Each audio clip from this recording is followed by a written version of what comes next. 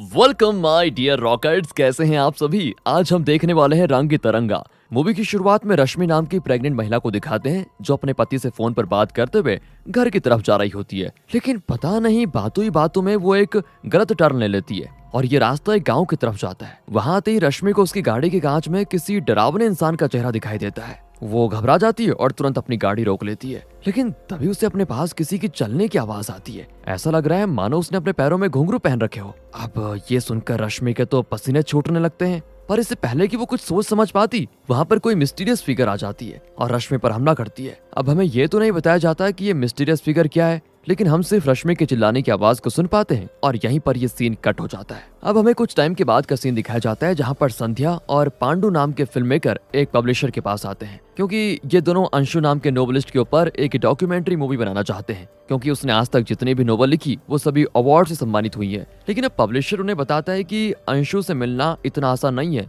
मैंने खुद उसे आज तक नहीं देखा कि वो कौन है, कहाँ रहता है। वो तो बस पोस्ट के जरिए अपनी नोवेल्स मुझ तक पहुंचाता है, जिसे मैं पब्लिश करता हूँ बस। हाँ, मैं तुम्हारे लिए बस इतना कर सकता हूँ कि तुम्हारे नाम का एक पोस्ट उससे भेज दूंगा कि तुम्हें उस पर एक डॉक्यूमेंट्री मूवी बनानी है। अब देखते हैं जवाब में वो क्या कहता है। दूसरी तरफ हम अंशु को देखते हैं जो गौतम नाम की आइडेंटिटी के साथ एक नॉर्मल जिंदगी गुजार रहा होता है। उसकी सच्चाई उसकी पत्नी इंदु के अलावा कोई दूसरा नहीं जानता कि गौतम एक महान नोवेलिस्ट है और यही गौतम अंशु है। अब गौतम अपनी एक नोवेल जिसका नाम रंग तिरंगा है उसे पब्लिश होने के लिए पब्लिशर के पास भेजने जाने वाला होता है, लेकिन तभी उसकी नजर वहां पर रखी एक डायरी पर पड़ती है जिसके बारे में वो इंदु से पूछता है, पर वो इस बात को टाल देती है। अब रात को जब दोनों सो रहे होते हैं तभी इंदु को डरावने सपने आने लगते हैं। वो घबराकर तुरंत उठ जाती है। इस चीज से गौतम भी परेशान हो जाता है, क्योंकि इंदु अभी प्रेग्नेंट है और एक बार उसका मिसकैरेज भी हो चुका है, इसलिए दोबारा बहुत डरे हुए होते हैं। इंदु गौतम से कहती है, तुम्हें पता है मैं जानती हूँ मुझे डरावने सपने क्यों आते हैं। मैंने तुम्हें बताया था ना कि मेरे गांव के लोग शैतानों के भेष में भूतिया मंदिर की पूजा करते थे। ये उनकी सदियों से चली आ रही परंपरा है, लेकिन जब मेरे दादा ने उस गांव को छोड़ा तो वो उस भूतिया मंदिर का सोना अपने साथ ले गए। उसके बाद से हमारा परिवार का कोई भी उस गांव में दोबारा नहीं गया। पर गांव छोड़ने के बाद से पता नहीं हमारे परिवार को क्या शाप लग गया, एक एक करके सभी लोग मरने लगे। हम माना कि ये इत्तेफाक हो सकता है, लेकिन मैं एक बार ना उस गांव में जरूर जाना चाहती हूँ ताकि दादाजी का लाया हुआ वो सोना वापस रख दूं और एक बार अच्छे से पूजा करवा लूं। हो सकता है इससे मेरे डरावने सपने आना बंद हो जाए। अब गौतम इन सभी चीजों पर विश्वास तो नहीं करता, पर इंदु के लिए वो मान जाता है। साथ ही ये वही गाँव है जहाँ मूवी की शुरुआत में रश्मि मारी गई थी दोस्तों। अब गौतम और इंदु एक लंबा सफर तय करने के बाद उस गाँव में आखिरकार पहुंच जाते हैं, जहाँ आने के बाद उन्हें अपना आगे का सफर नाव से तय करना होगा। लेकिन जैसे ही वो नाव पर सवार होते हैं ना, नाव चलाने वाला इंदु को देखकर एकदम से डर जाता है और जल्दी जल्दी उन्हें उनकी मंजिल पर पहुंचाकर बिना पैसे लिए चला जाता है। ये देखकर दोनों हैरान हो जाते हैं कि भाई ऐसा भी क्या देख लिया इसने कि पैसे ही नहीं लिए, और इसका ऐसा व्यवहार क्यों था पता नहीं। लेकिन वो इस बात को अनदेखा करके आगे बढ़ जाते हैं। फिर गौतम एक गाड़ी किराए पर लेता है ताकि उसकी मदद से होटल जा सके जहाँ पर वो रुकेंगे। मतलब अब जैसे ही रात होती है ना, तो वो उस रास्ते से गुजरते हैं जिस रास्ते से दोस्तों रश्मि गुजरी थी उस समय। वहाँ पर इंदु को कोई खड़ा हुआ दिखाई देता है जिसने अजीब से कपड़े पहन रखे होते हैं। अब उसको देखकर घबराहट में इंदु गाड़ी के स्टीयरिंग घुमा देती है, लेकिन जैसे तैसे गौतम गाड़ी को संभालकर बड़े हादसे को टाल देता है। लेकिन अब होता यह है कि स्टीयरिंग घूमने की वजह से उनकी गाड़ी कीचड़ में फंस जाती है, इसलिए उन्हें आगे का सफर अब पैदल तय करना होगा, जो कि एक जंगल वाला रास्ता भी था। मतलब डर हो सकता है वहाँ पर, क्योंकि वहाँ से अजीब आवाजें भी आ रही थी। लेकिन उन आवाजों से डरते और सहमते हुए वो दोनों होटल तक पहुंच जाते हैं। अगले दिन इंदु जब कुएं से पानी निकाल रही होती है तभी उसे ऐसा महसूस होता है किसी ने उसे कुएं के अंदर घसीटने की कोशिश की, पर गौतम जैसे तैसे उसे पकड़ लेता है। इसी बीच वहाँ पर कलिंगा नाम का एक आदमी आकर गौतम को इस गांव के बारे में बताता है कि यहाँ के लोगों का मानना है कि कुएं के अंदर एक शैतान रहता है। तुम शहर से आए हुए लगते हो तो तुम्हें इन चीजों पर भरोसा नहीं होगा, लेकिन मेरी सलाह मानो तो तुम्हें यहाँ थोड़ा सावधान रहने की जरूरत है। यहाँ के कल्चर से जुड़ी चीजों को मजाक में जरा भी मत लेना, यहाँ पर ये सारी चीजें तुम पर भारी भी पड़ सकती है। पर हम जानते हैं कि गौतम इन चीजों पर विश्वास नहीं करता, तो वो यहाँ पर भी इन चीजों पर ज्यादा ध्यान नहीं देता।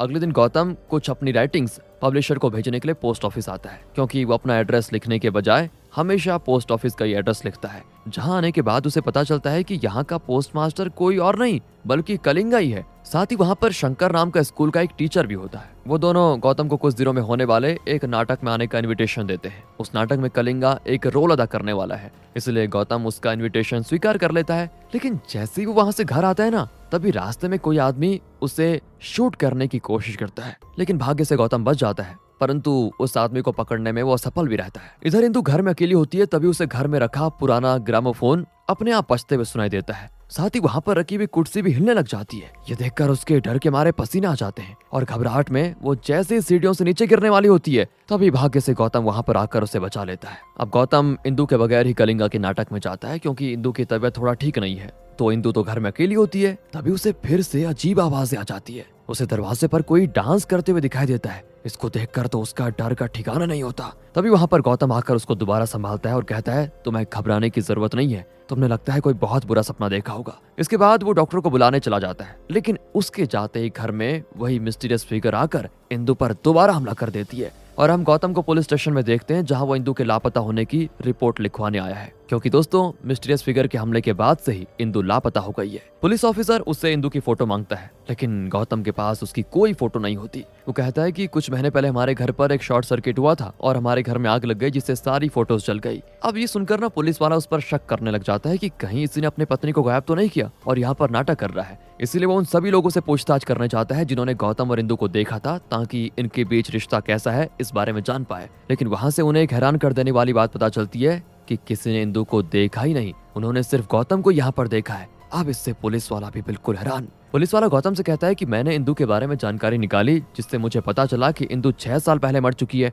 और जो तुम्हारे साथ थी वो तुम्हारा वहम होगा। जिस पर गौतम उससे कहता है कि सर ऐसे कैसे हो सकता है, माना कि 6 साल पहले हमारा एक एक्सीडेंट हुआ था, उसमें इंदु तो बच गई, लेकिन हाँ मेरे सर पर गहरी चोट आई थी और मेरी याददाश्त भी कमजोर हो गई। लेकिन इतनी भी नहीं कि कल तक मेरे साथ रह रही अपनी पत्नी को मैं 6 साल पहले मरी हुई मान लूं, और जिसके साथ मैंने 6 साल गुजारे वो सिर्फ मेरा वहम। नहीं, ऐसा कैसे हो सकता है। अब इन सारी चीजों से गौतम बहुत परेशान हो जाता है कि आखिर मैं अपनी पत्नी को ढूंढूं कहाँ। तब उसे याद आता है कि जब वो इस गांव में आया था ना, तो नाव वाले आदमी ने इंदु को देखा था, इसलिए वो तुरंत उसके घर पर जाता है कि उस दिन तुमने वैसा रिएक्ट क्यों किया। वहां आने के बाद उसे पता चलता है कि वो तो 1 घंटे पहले सांप के काटने से मर गया। अब ये सुनकर गौतम की हालत खराब, उसे समझ नहीं आता उसके साथ ही हो क्या रहा है। तभी उसे वहां पर वो आदमी दिखाई देता है जो उसे शूट करने की कोशिश कर रहा था, इसलिए गौतम फिर से उसके पीछे पड़ जाता है। लेकिन भागते भागते वो अनजाने में संध्या से टकरा जाता है जो अंशु को ढूंढते हुए इस गांव में पहुंच चुकी है, क्योंकि कुछ दिन पहले गौतम ने अपनी राइटिंग को यहाँ के पोस्ट ऑफिस से पब्लिशर को भेजा था और उसी पोस्ट ऑफिस का एड्रेस निकालकर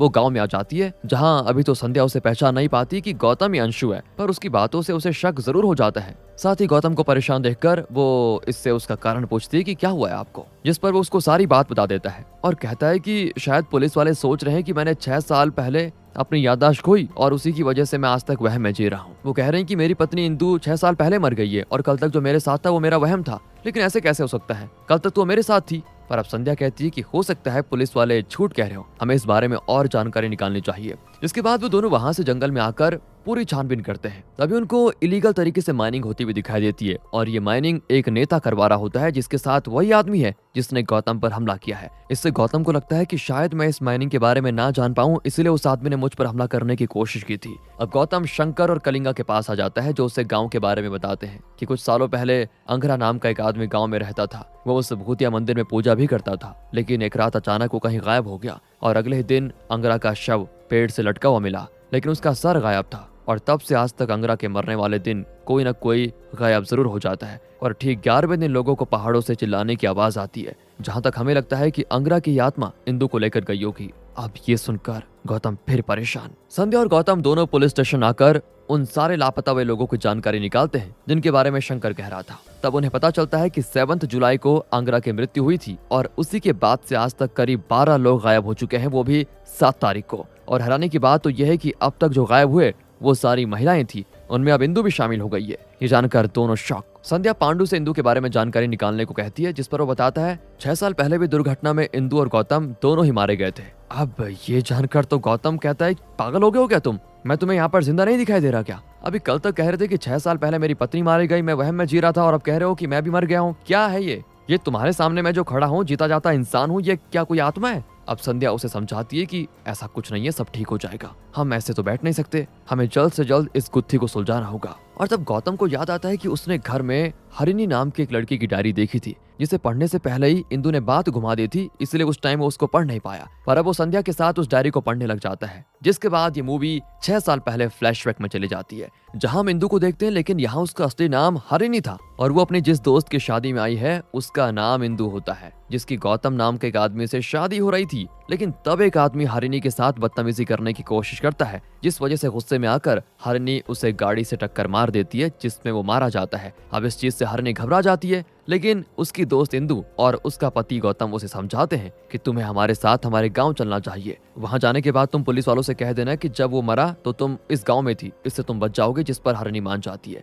अब हम गौतम का फ्लैशबैक देखते हैं। और दोस्तों, जिस गौतम को हमने मूवी की शुरू में देखा था, तो वो असल में गौतम नहीं बल्कि संध्या का बॉयफ्रेंड सिद्धार्थ है। वो दोनों एक कपल थे जिनका इंदु, हरिणी और गौतम से कोई लेना देना नहीं था। लेकिन एक दिन जब सिद्धार्थ इंदु के गांव किसी काम से आया, तब उसका एक्सीडेंट गौतम की गाड़ी से हो गया, जिसमें इंदु और हरिणी भी सवार थे। ये एक्सीडेंट इतना खतरनाक था कि उसमें इंदु और गौतम दोनों ही मारे गए, लेकिन हरिणी और सिद्धार्थ बच गए। पर सिद्धार्थ के सर पर गहरी चोट आ गई, इसकी वजह से उसकी याददाश्त चली गई। ये सारा एक्सीडेंट नाव चलाने वाले आदमी ने उस समय देखा था और उसे लग रहा था कि इसमें हरिणी भी मारी गई है। पर जब उसने कुछ दिनों पहले हरिणी को सिद्धार्थ के साथ इस गांव में देखा, तो वो डर गया कि ये हरिणी नहीं बल्कि इसका भूत है। वहीं हरिणी पुलिस से बचने के लिए अपनी पहचान बदल लेती है और हरिणी से अपना नाम बदलकर इंदु रख लेती है। साथ ही सिद्धार्थ भी अपनी याददाश्त भुला चुका था। इस बात का फायदा उठाकर हरिणी ने उसको बताया कि वो इंदु है और सिद्धार्थ गौतम है, जो उसका पति है। इसलिए रिकॉर्ड के हिसाब से हर जगह यही लिखा था कि एक्सीडेंट में इंदु और गौतम दोनों मारे गए, और ये बात सच भी थी वैसे। साथ ही सिद्धार्थ के साथ रहते हुए हरिणी को उससे प्यार हो गया, इसलिए कभी उसके अंदर हिम्मत नहीं हुई कि वो सिद्धार्थ को जाकर सच बता पाए। इसके अलावा हरिणी ने गौतम को यानी सिद्धार्थ को अपने दादा के बारे में जो भी बताया, वो असल में असली इंदु के दादा के बारे में था, और असली इंदु को भी इस तरह के भयानक सपने आते थे। और अब पता चलता है कि इन्हीं सपनों से छुटकारा पाने के लिए असली इंदु हरिणी और असली गौतम के साथ उस गांव में दोबारा आई थी, लेकिन एक्सीडेंट की वजह से वो मारी गई। जिसके बाद से ही हरिणी को भयानक सपने आने लगे और उसे लगा कि वो असली इंदु का अधूरा काम पूरा कर देगी तो उसे ये सपने नहीं आएंगे, इसलिए वो सिद्धार्थ के साथ इस गांव में आ गई। और दोस्तों, अब ये सारी बात जानकर भी गौतम यानी कि सिद्धार्थ, इसे कुछ याद नहीं आता। उसे बस इतना याद होता है कि इंदु उसकी पत्नी है और कुछ नहीं, जो कि अब लापता है। और ये बात सच भी है कि हरिणी तो लापता हो गई है ना वैसे कहीं, भले ही उसने इंदु की आइडेंटिटी चुराई हो, लेकिन वो लापता तो है। इसलिए अब सिद्धार्थ को उसको ढूंढना पड़ेगा, यानी गौतम को। अभी मैं दोस्तों इसको गौतम ही कहूंगा, समझ गए आप, ताकि आगे कोई कंफ्यूजन ना हो। और हरिणी को मैं इंदु ही कहूंगा ताकि सब कुछ सही रहे। और दोस्तों एक और चीज, संध्या ये सारी चीजें जानती थी और उसे ये भी पता था कि उसका सिद्धार्थ बढ़िया नोवेल लिखता है, इसलिए वो डॉक्यूमेंट्री मूवी बनाने के बहाने अंशु से मिलना चाहती थी, क्योंकि कहीं ना कहीं उसे लग रहा था कि अंशु ही उसका सिद्धार्थ है, जो 6 साल पहले गायब हो गया था। लेकिन सारी चीजें जानने के बाद भी संध्या अभी गौतम को कुछ नहीं बता पाती, क्योंकि उसके दिमाग पर पहले से इन सारी चीजों को लेकर काफी गहरा असर हुआ होता है। अब संध्या उसकी गर्लफ्रेंड थी, वो ये जानेगा तो और ज्यादा परेशान हो जाएगा ना। तो संध्या और गौतम इंदु का पता लगाने में लग जाते हैं, जिससे उन्हें पता चल जाता है कि आज तक जितनी महिलाएं गायब हुई वो सभी प्रेग्नेंट थी, और घर वालों के अलावा सिर्फ डॉक्टर ही जानता है कि वो प्रेग्नेंट है। इसलिए वो दोनों गांव के डॉक्टर के पास आकर जबरदस्ती उससे पूछने की कोशिश करते हैं कि कहीं तुम इसमें मिले तो नहीं हो। तब वो डॉक्टर बताता है कि सबसे पहले लापता होने वाली महिला अनसुया भट्ट के साथ मेरा चक्कर चल रहा था, जबकि वो पहले से शादीशुदा थी। लेकिन जिस दिन अंगरा मारा गया उसी दिन अनसुया गायब हुई, जिसके 11 दिन के बाद मैंने पहाड़ी के पास बने